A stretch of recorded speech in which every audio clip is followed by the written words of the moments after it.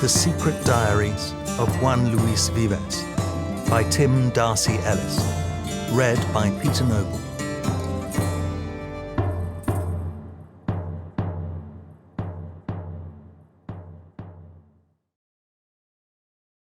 Part 1.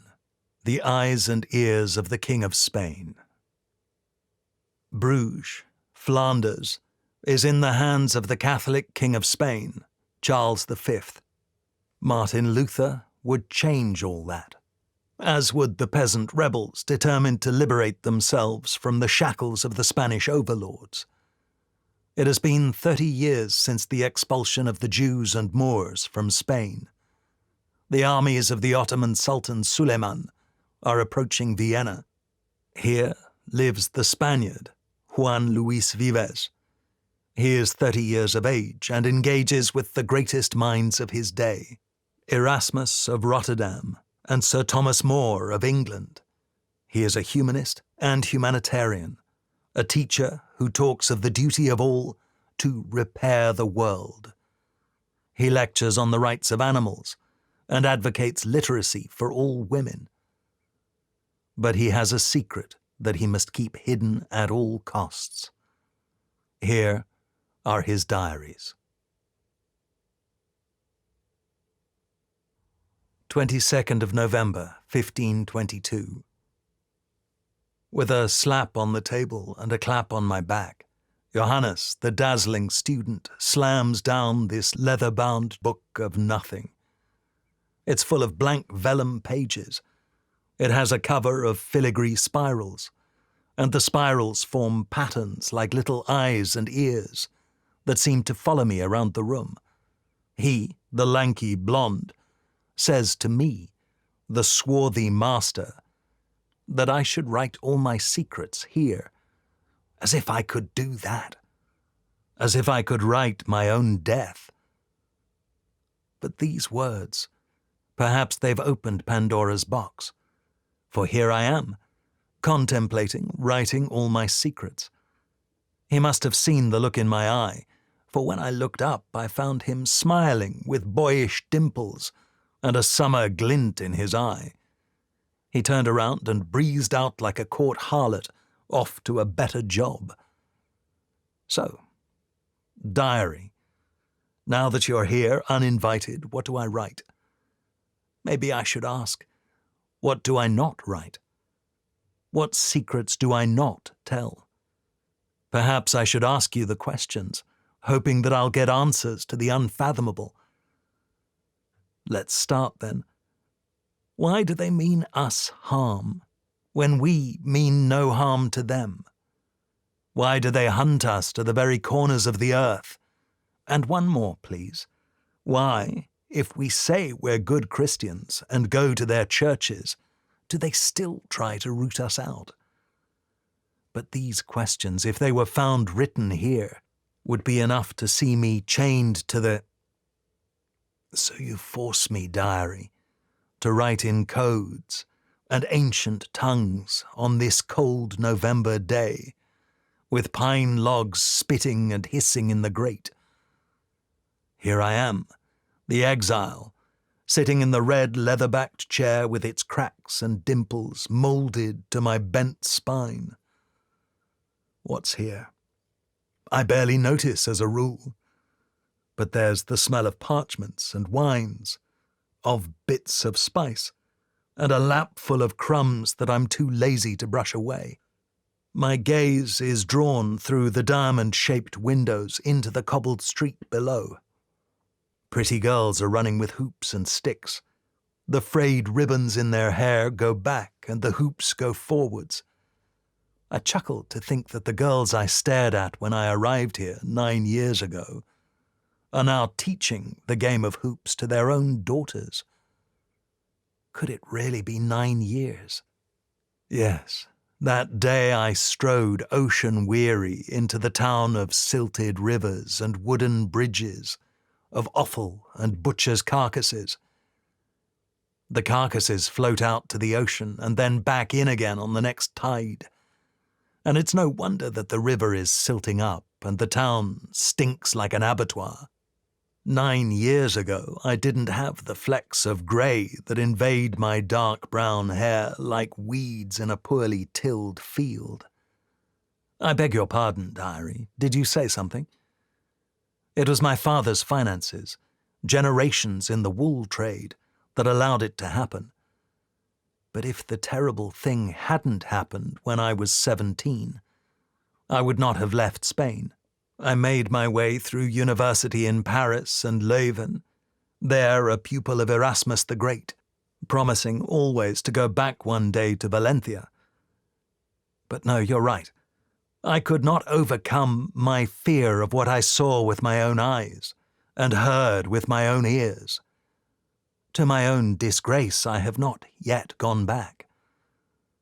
And so I reached this town, just 20 years old, full of the Renaissance, but I quickly found I was human rather than humanist, for my heart and eyes were first drawn to the pretty girls with fair hair, plaited and constructed into lofty monuments.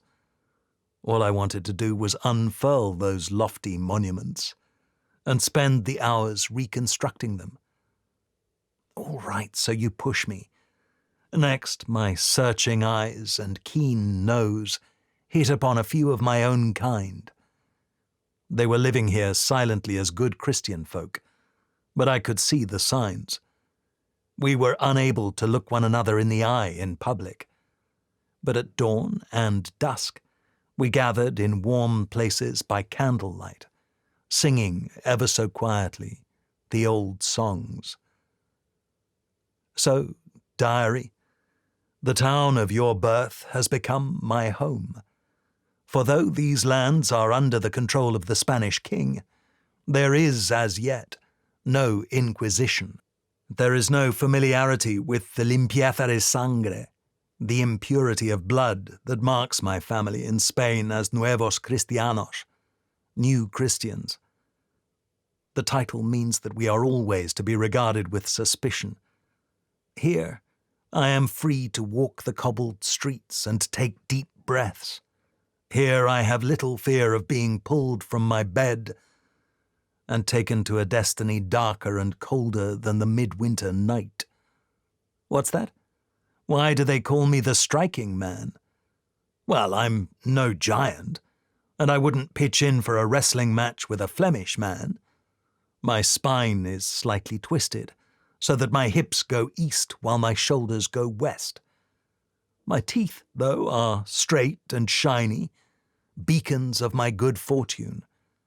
My skin is sallow, olive, almost green in winter, but glows when a new girl saunters by. Annalisa was a Dutch girl who sauntered by. I could pay her with a florin, or if I had one, a Valencian orange.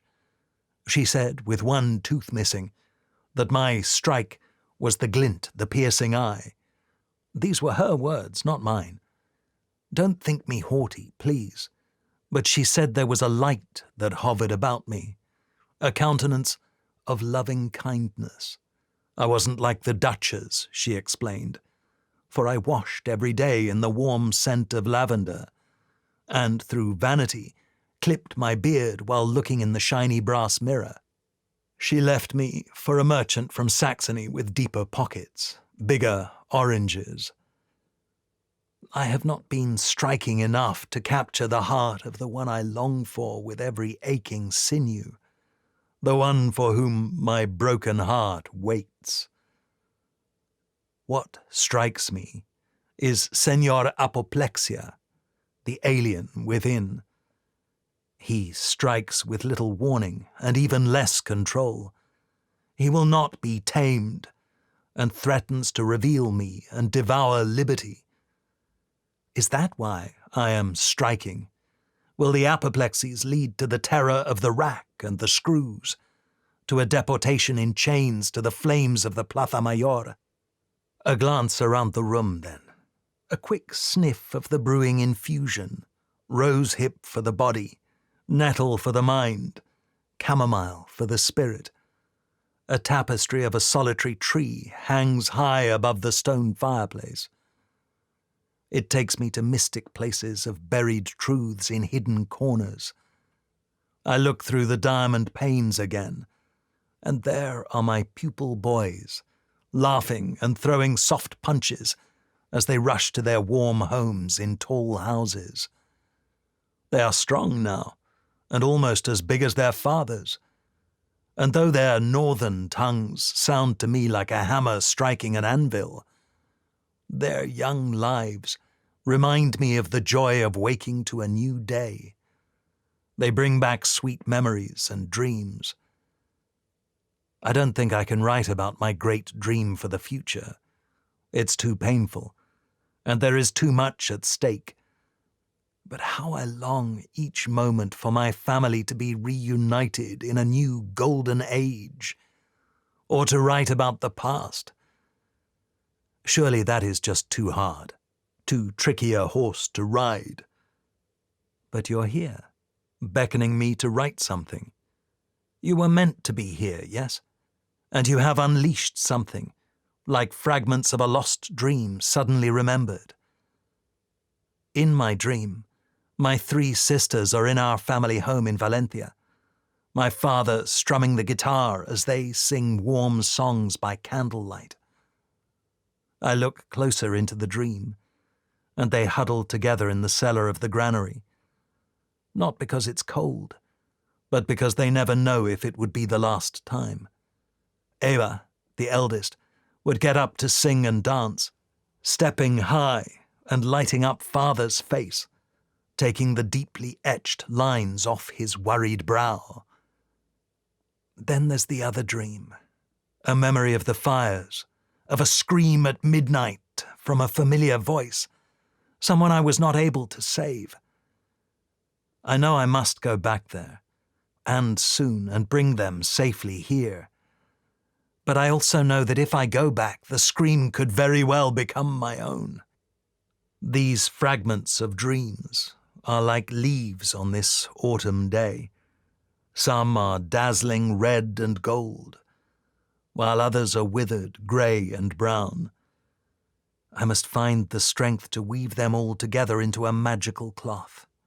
I must bring my fragmented family back together again. But I can't do it yet. No, now is for the now. And, sweet diary, you have found a man in the making. The now is for living. Come on, Juanito, el toro bravo, the brave bull. Live, I dare you, write it down. Why you choose to live in this world of tyranny and injustice. I am consumed with passion for a man, and though you might think that odd when my heart strikes so hard for women, it is because of him that I choose to live. His name is Aristotle. For to be conscious that I am thinking is to be conscious that I exist. And if I do exist, then I should fully exist, repairing the world rather than fearing it.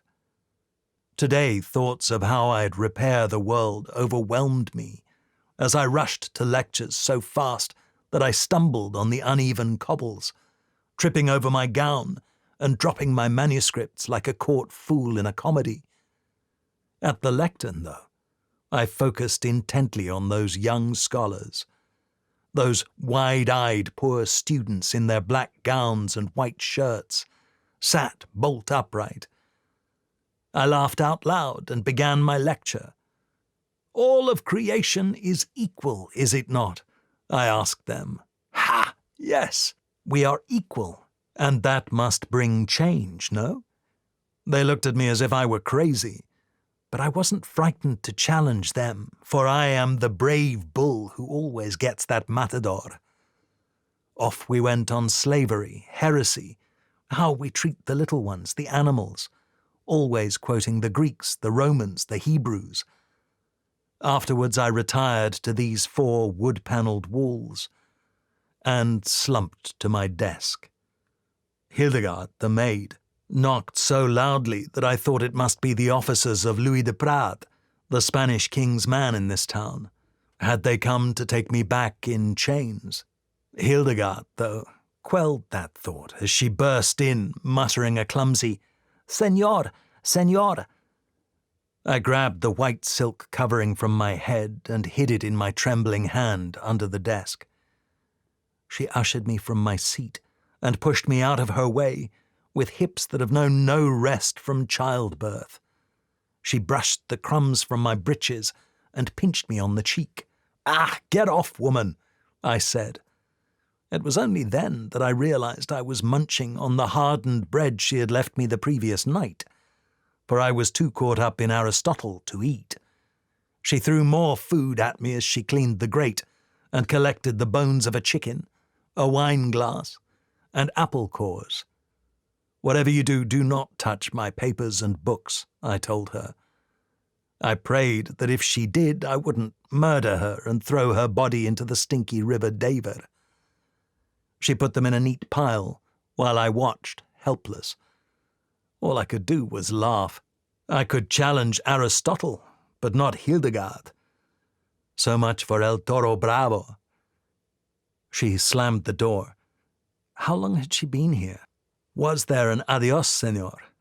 I don't know, for I was sitting in the corner, ruminating on the success of my famous work, In Pseudo-Dialecticos, in which I wrote what I feel, that the poor should be in the care of the state, not the church. I wrote that academics, crusty old bastards, lack clear speech and common sense, and that a woman's voice must be heard at all costs. I need to bring what I was taught in secret places to the attention of the world. The poor were under the care of my father's family, so they would not live in fear. Stop. But I cannot stop. For we learned that we might all learn equally, one from the other. My middle sister, Beatrix, always a wild one, hair tied back but still flowing down to her waist, sang a song that Mother taught her. She changed the lyrics to reflect that she would get her revenge on the Spanish king. The song said that though the Colisha, the woman's voice, is nothing now but a whisper, one day it will be changed into a roar. I must do them a service while I have the chance. As I think of Beatrix's song, I am reminded that what I need to hear most of all is a woman's voice. And though I am not yet permitted to hear it, I know to whom the woman's voice belongs. Diary, you have found a revolutionary. Your writer is in conflict with the most famous thinker of our age, Erasmus of Rotterdam. For if God has not given man free will, then why has he created him at all? Does the alternative God-given justice mean that my aunt and cousin deserved their fates in the fires of Valencia? Will I face that now? Will it help to write about it? Diary, you seem to speak. Go there, Juanito. Well, I can always burn you when I have written this. You're just vellum, no longer living flesh and blood. I strain my eyes to glance at the past now. I see that we were never safe, a family of secret Jews in Valencia, for we were always looking over our left shoulders, waiting for the day that the king's axe would fall, and the bundles would be lit under our feet. Dark waters seem to cloud my memories, as if protecting me from the pain. If I try hard enough, I'll be able to see through them. What was in our secret place, the cellar of our granary? Mother was there, until the plague got her. Before then, teaching by example, she'd quietly welcome our guests, taking away their dark cloaks and shawls, to reveal silks of bright purple against a sea of white. She gave the men their yarmulkes from a cavity behind a loose brick. Sand was strewn on the floor. Hushed tones reverberated off the walls, until it felt like the walls themselves, not the mouths of our guests, were talking. Why sand, Father? I asked. "Oh, my clever boy, to remind us of Moses wandering in the desert." I thought it was to muffle the sound of our footsteps in the secret places. And if we had not feared the rap on the door, would our guests have meant so much to me? Or would I have been bored like my pupils at Mass? I do not know. I must get to work soon. First, I have to find a way to rescue my father and 3 sisters, who still live in Valencia. Then I will find us all a haven, somewhere, anywhere. If not here, perhaps in the New World. "Father, why don't we go to Salonika or Venice, where we might be safe?" I'd ask when I was 15, and all my siblings were younger than me. "Hush, my worrying boy. It will all be over in a year or 2. The king and queen are not so stupid as to lose all their best doctors and financiers. It will all go back to how it was. Just be patient." He believed this. And despite all the evidence to the contrary, he still believes it today. So, diary, will you be a tool to help me? Will you be my counsel on these matters? No, not yet. You have not proved yourself yet. But neither have you betrayed me.